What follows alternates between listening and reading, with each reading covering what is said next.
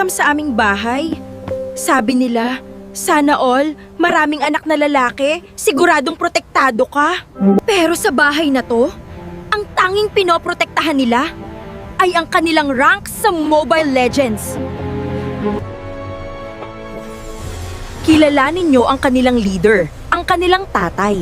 Binata pa lang, gaming na ang buhay.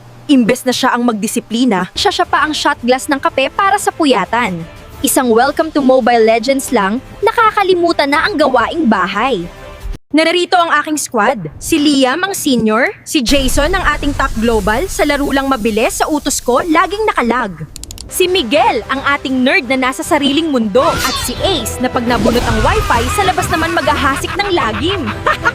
At ang aming baby boss, si Peppa. Hindi pa marunong mag-retry, pero savage na sa kakascroll ng mga pusa sa TikTok.